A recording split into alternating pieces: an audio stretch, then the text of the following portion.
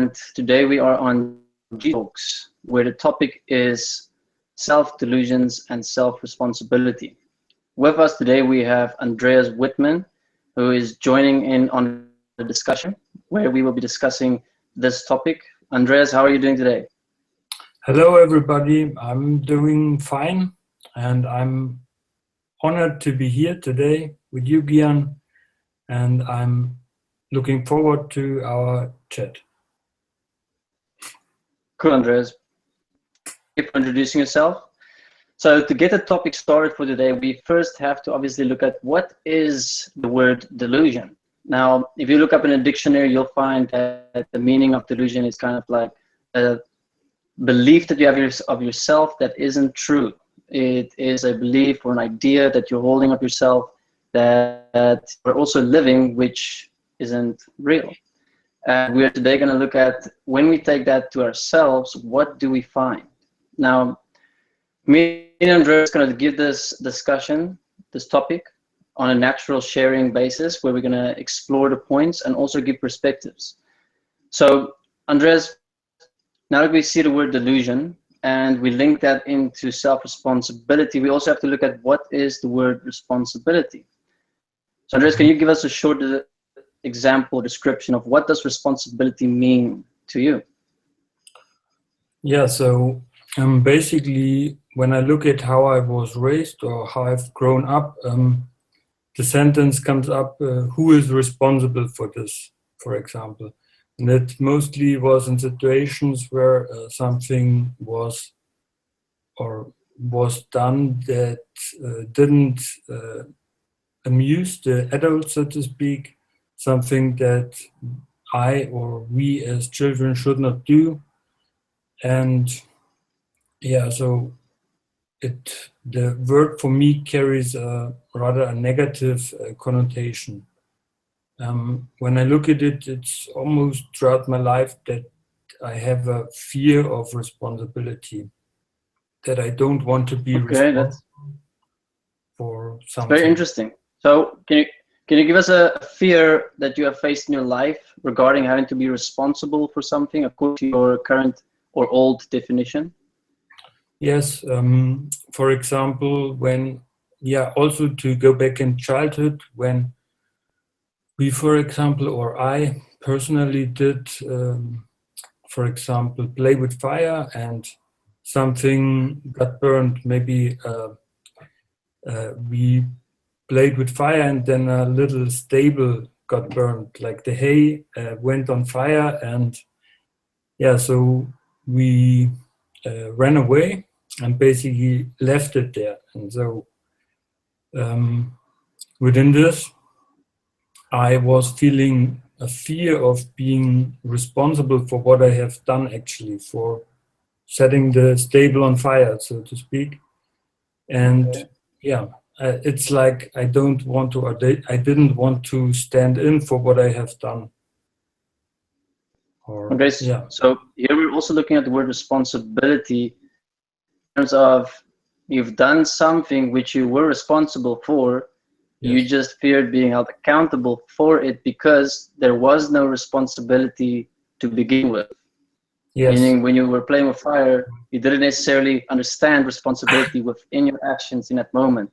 And therefore the responsibility we're looking here at that we fear is more a consequential outflow of being responsible, held accountable for our actions.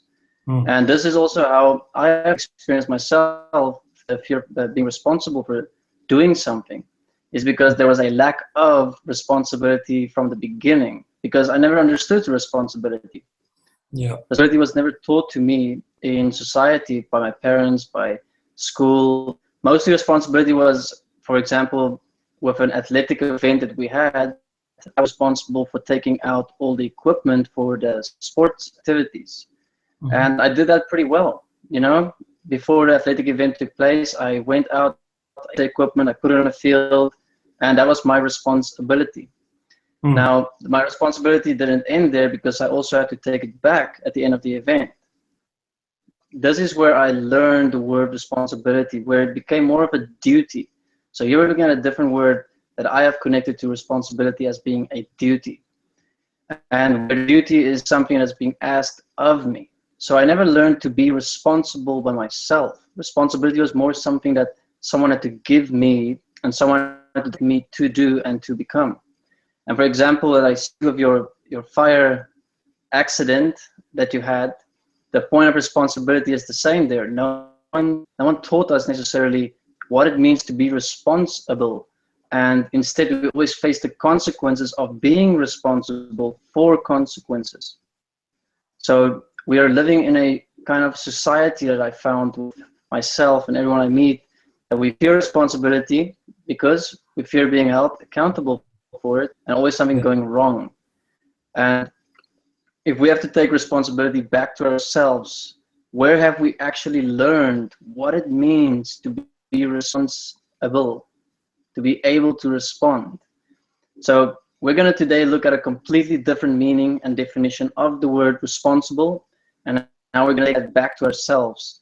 But before we can do that, we first have to look at self-delusions. If you look at what self-delusions are, okay, for example, myself, I am extremely, or were extremely delusional. In school, I believed I was the top guy. I was good at sports. I believe I was good at getting girls. I believed I was good at people, communicating with people, making friends. I believed I was the friendliest guy. People loved me. But surprisingly, after a long period of time, the truth comes out. People has been talking behind my backs. People has been saying things about me behind my back. People has been complaining about me. All these negative things kept on crawling up on the side. And then I found out that what I believed of myself to be true and how I lived that as a fact wasn't so in fact. And I could never so long by myself and by my environment. So there I've lost the opportunity as well for responsibility. So the point that we have to get through today is how can we break down delusions that we have of ourselves so that we can take responsibility for ourselves.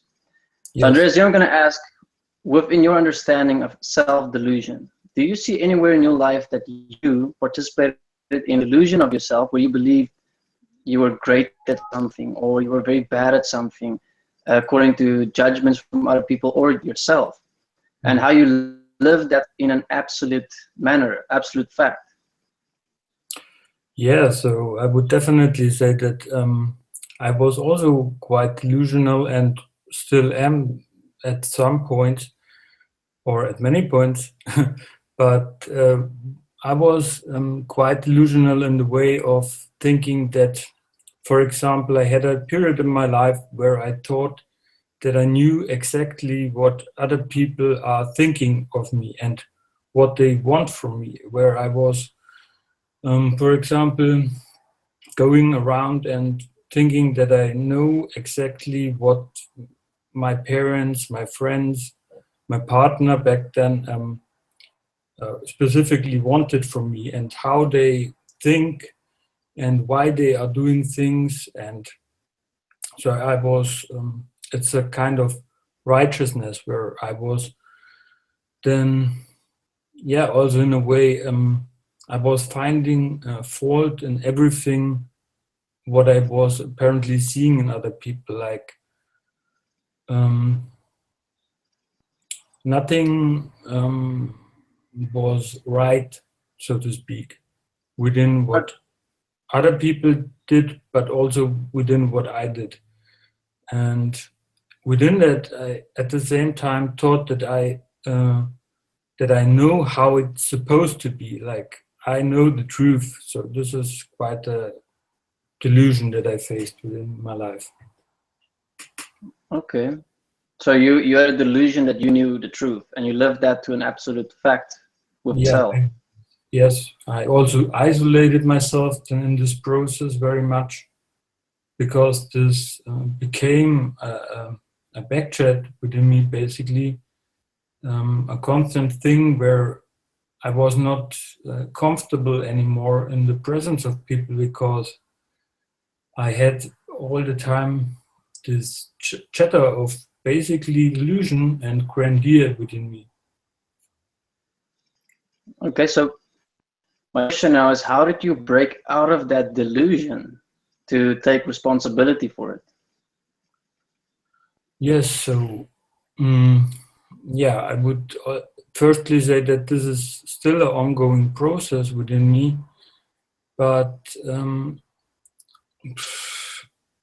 it was not easy, and also a physical process, which I would say started or kicked in strongly when, after my studies, I was basically forced to go back into the system and to work and to face myself with people on a daily basis, and face also, yeah, the reality of how the system and how working functions, and how, yeah, simply the reality of how we live in the system. And Okay, where I so could, Andreas, it sounds like you're saying that you still do participate in the idea or the belief that you know what people are thinking. So now we're looking at a current point that is still occurring, and how can we take self-responsibility for that? Now, yes, you have obviously this point for yourself, and you've been dealing with it practically, as you mentioned, at work. And now the question I want to ask is, when you see you participate in a delusional belief of yourself, where you believe, I know what this person is thinking, yeah, okay, how do you practically walk through that step to say, whoa, this is again a delusion of myself that I have, that I believe mhm, I'm capable of doing. So yes, what is it that you support yourself with in that moment to push through and to get back to yourself, to take self-responsibility, where you, for example, realize, I'm the one that's thinking these things. I'm the one participating within these thoughts. mm. Yeah. The ideal point or ideal thing to do is, when I notice that I'm participating in a delusional belief, or, for example, also backchat about another person because that is based on beliefs and stuff, I take a breath and I bring myself here. I remind myself that I don't know what, for example, the person is thinking, or what they are doing, so to speak, in their actions. And what is very supportive is then to immediately push myself through that and move myself to communicate with them from person to person. So I ask them, for example, to clarify what not specifically what I was thinking about, but, for example, in the context of what I was thinking, I asked them, what's going on here, I or can something. I can imagine if you had to actually walk up to a person and actually tell them what you were thinking. I mean, I myself have that sometimes where I actually want to walk to someone and I want to confront them on, this is what I've been thinking that you've been thinking. But then I realize as I go towards the person how real it becomes, and that, whoa, if I say this to this person, I'm going to sound like a lunatic, or I'm going to sound crazy because I was thinking it. And the Hmm. reaction that you can expect from another person can be quite opposite of what you expected as well. Yeah. Yeah, so then in this, one can stop oneself already because one can see what one was participating in. Okay, so you say the practical steps for this is to stop thinking and rather physically communicate to other people, and to Yes, let go of the thoughts or the thinking that you had previously completely, so that the communication you start with the person towards who you had the thoughts is clear, and so you can get actual feedback of what it is that's going on. yeah, exactly. That's that's a good All right, application. that's pretty cool back. So now we have to see that this is actually responsibility. This is something we didn't learn as children, but this is something that we have to learn now by ourselves. Because as a child, we did not learn that this is how we take responsibility. Because if you look at the word responsibility, you have the ability to respond. It does not necessarily mean that you must only respond to things that concerns you, because your ability goes beyond you, it goes outside of you. When we are in an environment where we see people arguing or where we see people not getting well, not feeling well, we must question in self-honesty, can I respond within my ability to help that person or to direct that point? And if I'm helping a person and if I'm directing a point, can I take it from point A to point B to a point of completion? So now I want to take the point further.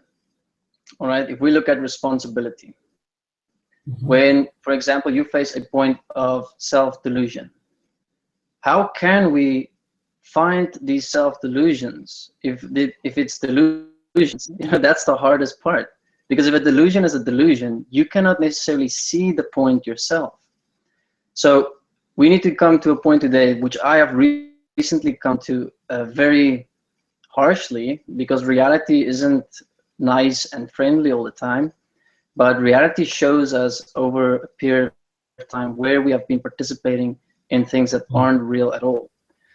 For example, I believed that since 2008 up until now, that I've gotten much better at writing and reading, only to find out the other day that when someone finally told me that I've gotten better, yes, but I haven't actually improved. I've only structured the way that I do things much better, but not improved. I'm still using the same vocabulary. I'm still writing about the same stuff. So to me, that was quite a blow. I've spent many years developing my writing, and I've spent many years, believing that my writing has improved. My writing has upgraded. I'm so much better now at writing, for example. But now someone in my reality comes to me and they had the guts to say, Gian, you need to improve. And I had quite a reaction to that. So my immediate response was like, what? No. You cannot tell me that I'm perfect. There's nothing wrong with me, But when I sat down, I had to calm myself down first. I did some writing on the reactions I had. And then I realized in that short moment that someone actually just now supported me to look at myself once again. And what is the point that I've been living as a delusion of myself? Because look at it. I've been living as a delusion in writing with with such confidence. I don't see any problem with it at all. That no one could tell me any other way or anything different. But when it did happen, take self-responsibility. So what did I first have to realize? Okay, I took responsibility to write every day for myself. But my ability in writing wasn't good. Yet I still responded to it. So I wasn't self-honest with the ability to write. So my responsibility was not yet to write professional blogs. My responsibility was in developing my writing skills and developing my reading skills. So here we have to look at where we have to develop self-honesty within our abilities.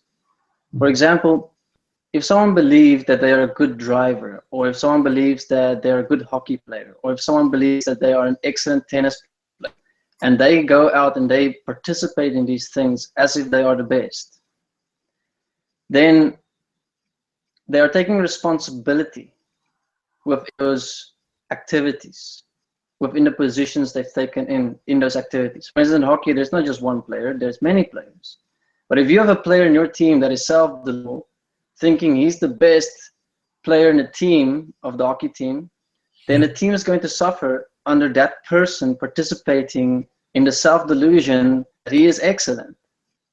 So one of the other teammates is going to have to come and tell this teammate, look, you suck at hitting I don't know what you call the thing that they hit in hockey, or you suck at blocking, or you suck at skating just on the hockey ring, for example.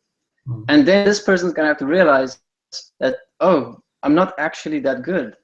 And how am I gonna take responsibility for this? First of all, you're gonna have to remove yourself from the team and let someone that's actually better than you take your position. And your responsibility is now going to be to practice and develop your abilities till you actually have that ability to respond to it. So this is the point we have to look at the word responsibility. We have to be very honest with our abilities so that we can actually respond to first where we are currently, so that we can develop the abilities effectively to take responsibility for whatever it is that we would like to take responsibility for. For example, when you were playing with fire, okay, you did not understand responsibility. You're just a kid. No one ever told you that your ability to work with fire and to control fire and to make fire does not exist yet. But you as a kid already took the full responsibility of just lighting fire and enjoying it. And what happened? A whole shed burned down with hay in it. So no one told you that you do not have those abilities yet, which requires you to make a fire. So you did not even understand your first steps of being responsible, which would have been, let me first understand what is fire. How do I control fire? What can fire burn? How do I put fire out? And all those points that we have to consider. And then you were a responsible person that can now go and make fire because you understand the consequences of playing with fire. But that never happens in our life. No one ever tells us or educates us in that way. So we create delusions of ourselves, where these delusions are based on belief ideas instead of, in fact, practical application points of ourselves. For can I, in fact, make fire and control it and not let it burn someone? No, I cannot. But I believe I can, and I'm going to show my parents I can. That's why I'm going to go make a fire in a shed. All right? You want to prove them wrong. Yet, we do not see any of it this way as kids. So now we have to also look at our reality currently. Where is it that we are in points or positions of responsibility that we do not actually have the ability yet to respond to it, but we're living in a self-delusion of that we are already there and we already have the responsibility. Now, this is what I've come to terms with myself throughout my life quite a lot. And this is where you develop self-honesty. Self-honesty is the key to see beyond your delusions, because we have to be really honest with ourselves, because no one else is necessarily going to be. Everyone in our reality enjoys not making conflict. They enjoy being comfortable with themselves. So even when they do see someone participating in delusions, they are not going to say anything. So we have to develop honesty. But Andreas, my question is, do you understand what I just made? I just made the connections between self-responsibility and self-delusions. Yes, I think so, because if we are living in the delusion of ourselves, we are not able to take self-responsibility because we are not responsible yet, because we think of ourselves that we are something that we are not. So we cannot respond to the actual self, to our actual starting point where we are yet. And so we can also not develop ourselves or move out of that self-delusion, so to speak. And I would like you to use the word yet. We're not self-responsible yet. Because remember, we're working towards obviously becoming responsible. Yet is a very important point to use, and we should always add in, because it's not making something obsolete in terms of we're not responsible. You know, we're not responsible yet. Okay, yes, that's a good word, to leave the process open, to expand it. Yeah. So now that I've explained to you your fire example you gave me, I like that one because it takes you back to a childhood point, and it also shows how responsibility should have been taught and how it adds into the word itself of responsibility. I mean, it's your ability to respond, and your ability to respond isn't limited. I mean, your ability to respond is anywhere, anytime. Yes. But we have to be self-honest about our ability. Where are we with our ability? And then we can really grow. Then we can really develop ourselves because we're honest about our ability, we can work from where we are and develop ourselves upwards to where we want to go. This is what I found with myself. I never actually looked at where am I for real? You know, what is the real level I'm at? Yes. And to start from there. Instead, I have this idea about myself, and I'm living up to this idea. I'm living up to this belief, and that's what I'm striving for. But I always find myself falling. I always find pressure or stressed, and I always find myself not reaching what I want to reach. It's because it's a delusion that I'm living, and therefore I cannot actually take responsibility for a delusion. But as soon as I let go of the delusion and find out, shit, I'm still at ground level, I can now take responsibility and start building myself up from what is practically, physically necessary to take the next step.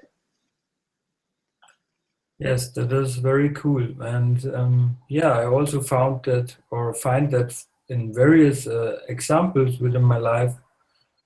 For example, to take the job point or the job example, where I also have this projection or delusion of where I would like to be, for example, and or where I want to see myself at.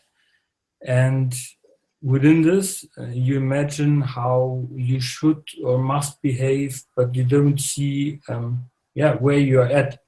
Or communication is another good example for me that I faced, for example, for example, within now my partnership relationship since a few months, where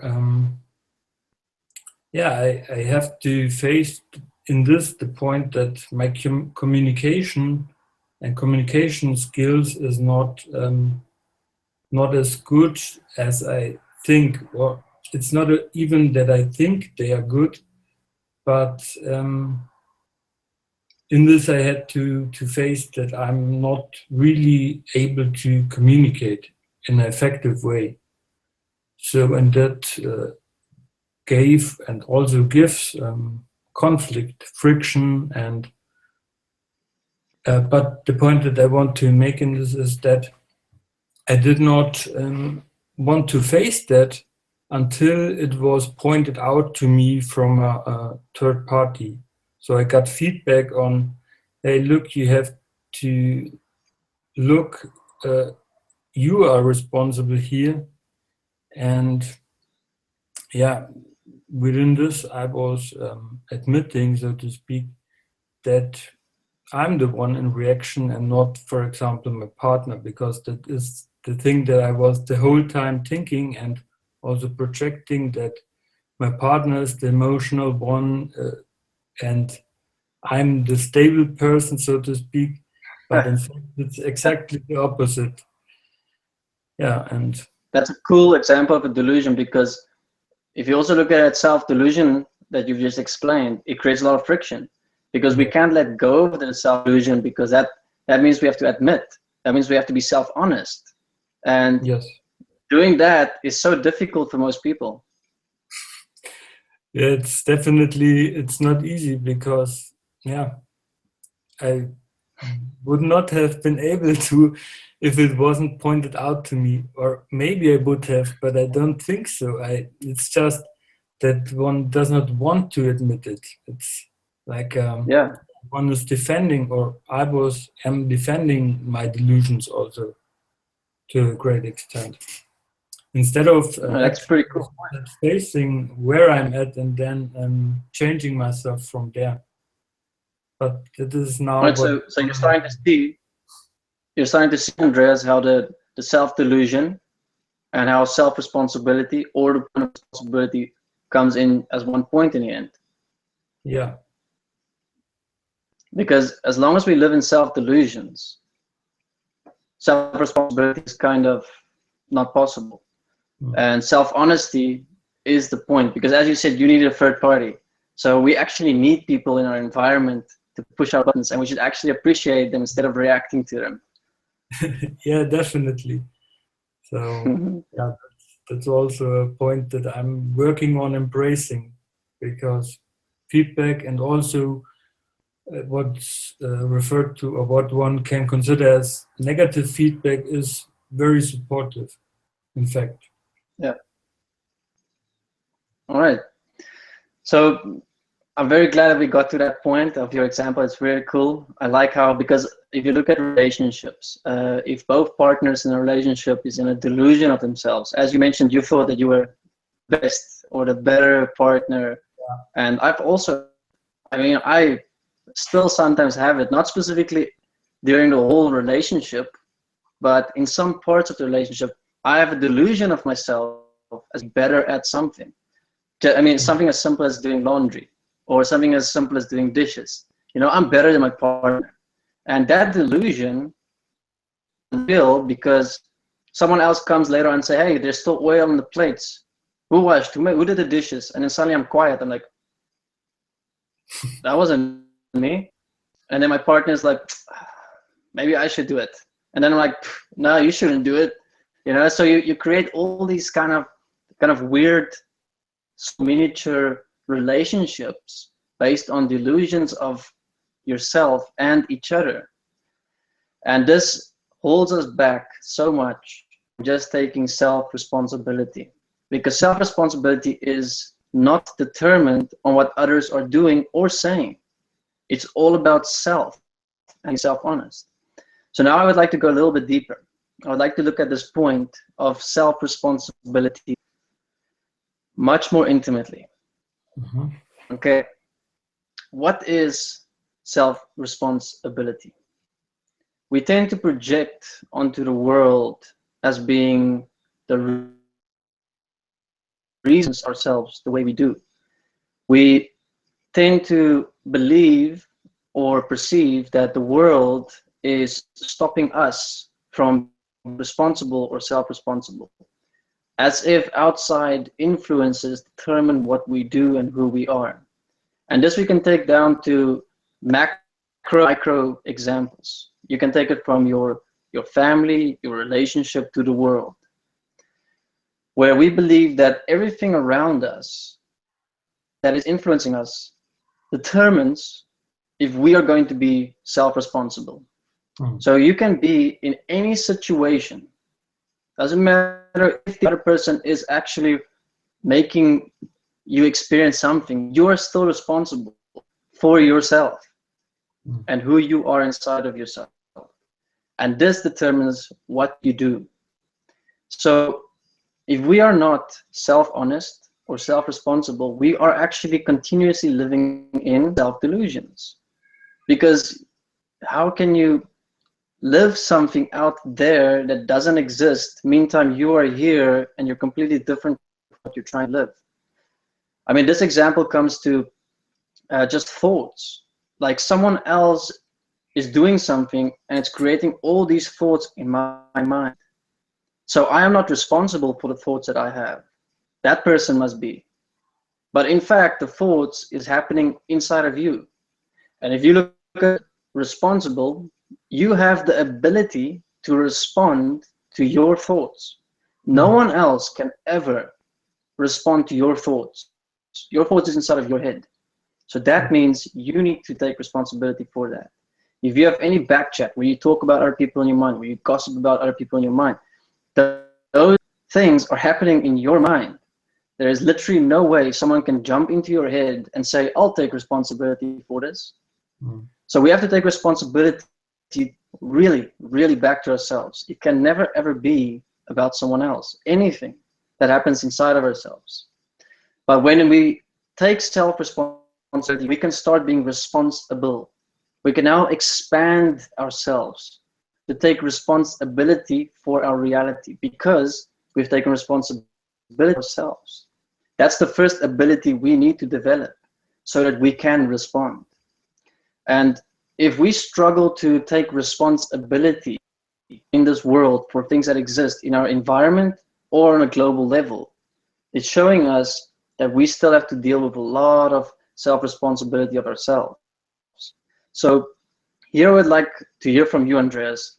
Where is it that you still project other people being responsible for what happens inside of you, for your thoughts? Do you have instances like that at work or at home where you have all these thoughts and you believe it's someone else's fault, or that it's because of them I'm experiencing myself this way. Yeah, definitely. Yeah, for example, gossip at work.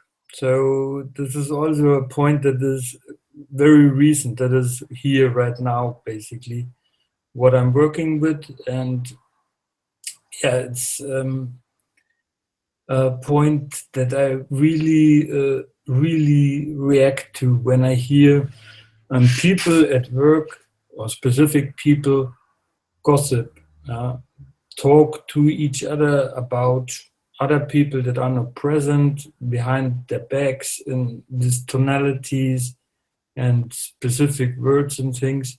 So this is not it is creating, but within this I react in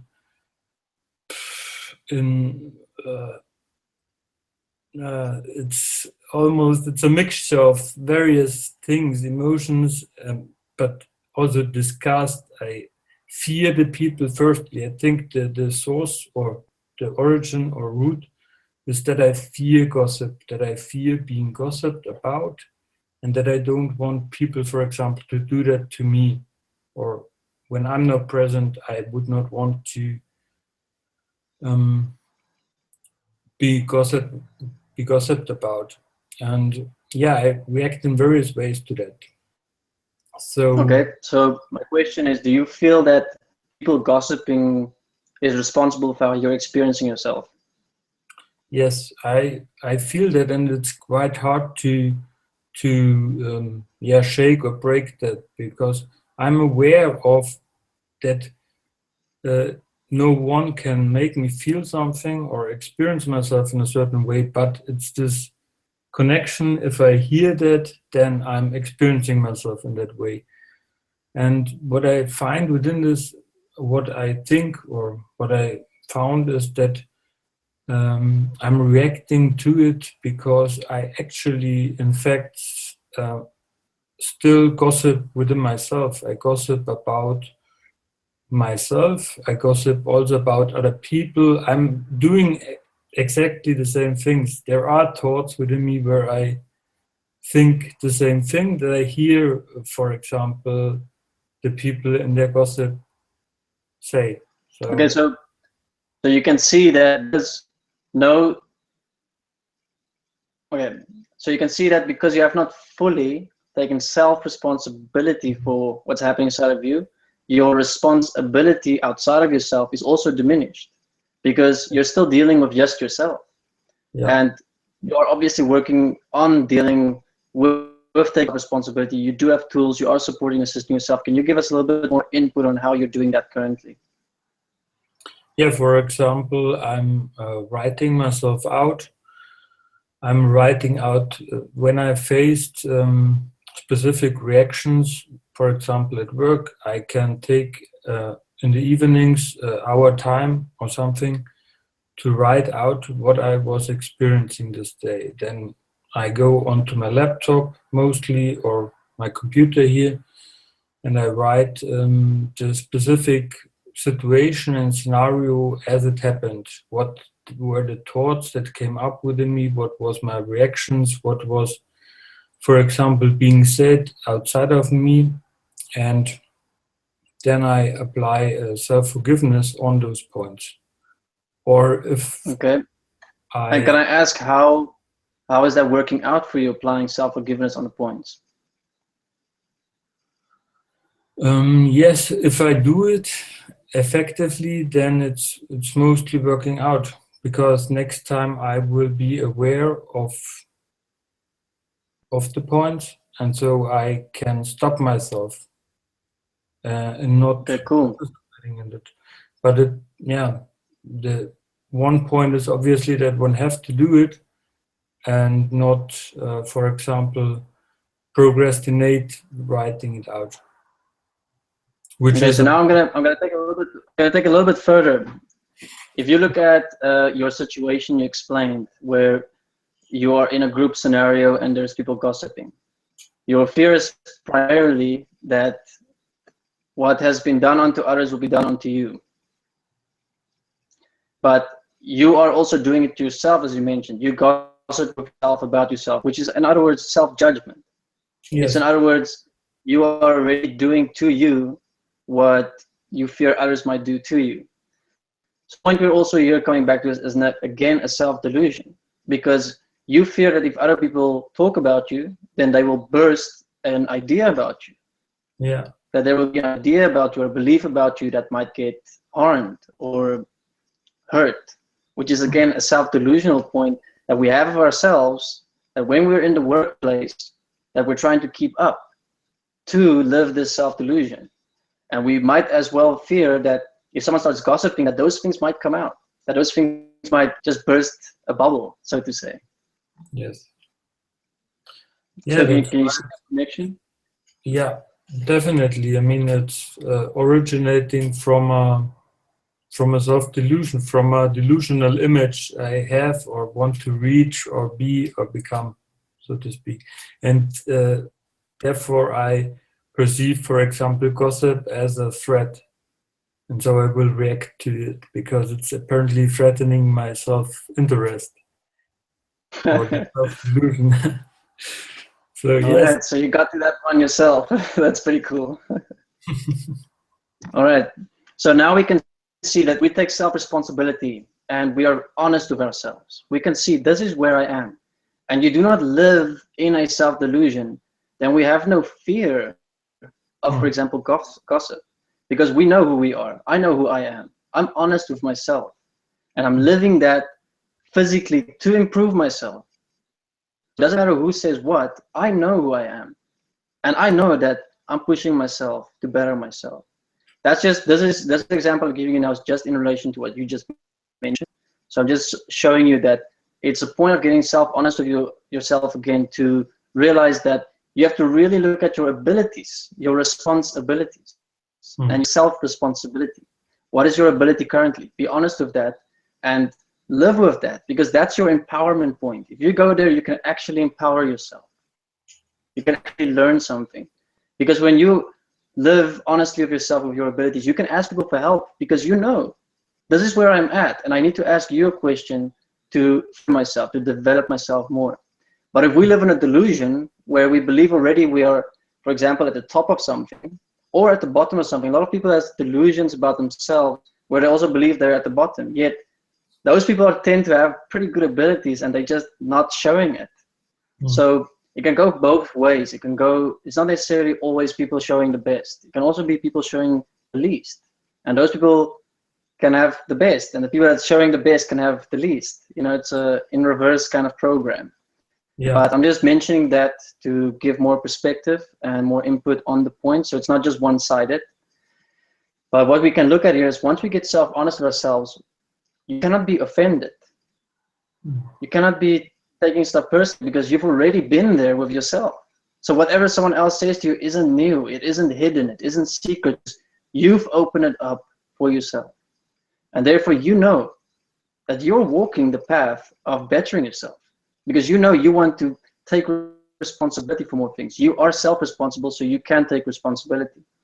And for example, if you have nothing to, or if a person, I'm not specifically talking to you, Andreas, I'm giving here a broader view on everything. If you, for example, face a gossip scenario, and you are completely honest with yourself, and you've yourself forgiven, you've written the points out, there's nothing happening inside of your head, you can take responsibility by stopping gossip or by directing gossip, and to that whatever responsibility you are taking in that moment from point A to B has a completion, because you've walked it with yourself. You trust yourself.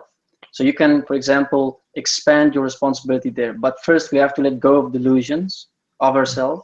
We have to take self-responsibility, and then we can expand the point of responsibility, which has to, in the end, go as wide as the entire world, because we're all responsible for this planet. We just have to develop the abilities to respond to each and every single point that exists in this world that we do not enjoy, and it's not best for all. So you also see a lot of people that try to change the world. They live this image, they live this idea to the world, and they take on so many responsibilities. but in the end, nothing happens, nothing changes. It's because the people that does this never started with the honest, self-honest point of where their ability currently is to respond to. So you have to take some 20 projects or 10 projects and they believe that it's up to them only to change the world, but that's not in their ability. It's impossible to be within their responding to. You cannot respond to 10 things by yourself and change the world by yourself. That's why, for instance, group activities are very efficient, because we have to be honest within our abilities as humans that we cannot individually change the world. We need people, we need organizations, but everyone has to develop specific abilities to respond to a specific point.